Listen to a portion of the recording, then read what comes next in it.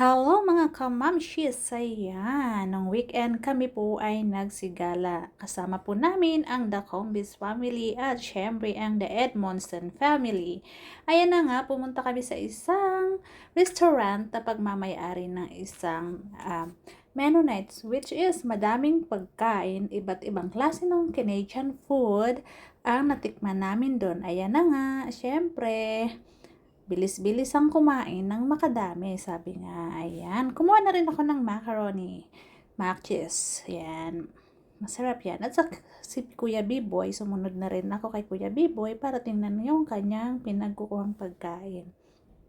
Siyempre si Ma'am si Abby, gutom na, kumain rin siya. At dumiretso na rin kami dito sa store nila kung saan mabibili yung mga iba't ibang klaseng dessert at saka mga jam.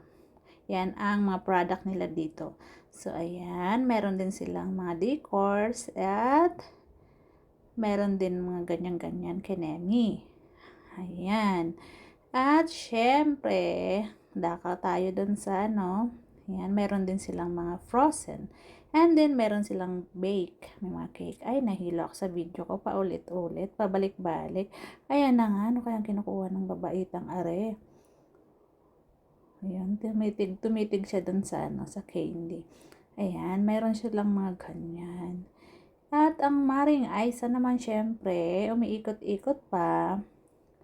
Namimili pa siya kasi kinulang pa siya sa gastos at sa pinayad namin sa restaurant. So, kulang pa yung aming ginastos kaya nag-ikot-ikot pa kami at si Ma'am Shiabi nakahanap ng honey. Yun daw ay para sa kanyang coffee. So, bumili na nga siya ng honey kasi para daw mas maganda yung boses niya pag nagkaraoke kami. So, ayan. At syempre, kakapagod pala mag-voice over. Nilunok ko muna yung laway ko, my God. Nakakahiya naman. So, ayan na nga, umikot na ako. May mga ganyan pong, mga tawag doon, cards din sila. Ayan, may mga accessories at kung ano-ano pa. Ayan, ang pangalan ko naka-display din. At hindi pa nga nakontento. Umikot pa ng umikot yung dalawang kumari ko. Yan. Hinapo ako mag-voice over. Ayan na nga itong dalawa. Hindi pa talaga nakontento. Ayan. Nagmarites pa sila dyan sa gitna. Kunin mo na yan, Ma'am Shiabi. Kasi yan talagang kailangan mo. Pampaganda at pampatinis ng iyong boses. Yan. Ganda ka, Mars. 3 hours later. Ayan na nga, umabot pang 3 hours siguro. Charot lang yan. Ayan na nga, magsisibayad na sila. Kasi kanina pa ako nagbayad. Actually, may video sana ako, kaya lang nasira nga doon sa GoPro na ginamit. Si Ate Nicole, nagpapakute. Ang sabi ko kay Ate Nicole, humana pa ng gusto niyang bibilhin. Kasi marami pa kaming pera. Charot. Sabi ni Ate Nicole naman, si Mama talaga ang ingay-ingay. Ayan. Bayad na, kulang pa yung mga pinamili nyo yata. Umabot lang naman sa 200 plus ang aming pinamili dyan. O, diba? Kasama na rin yung kinain. Tapos naman ang Ate Heidi nyo. Kung ano pinagkakalkal dyan.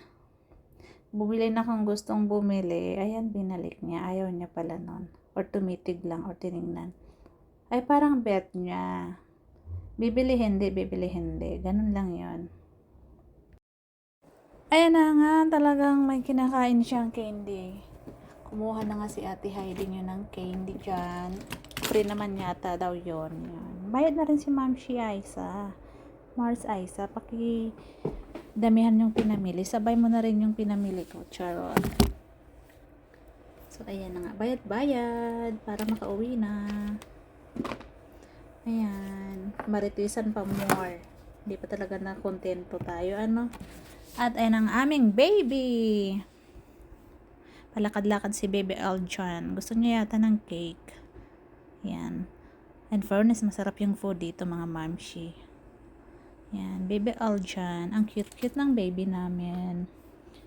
So, ayan. After magbayad, syempre, nag-picture-picture muna ang aming kumare.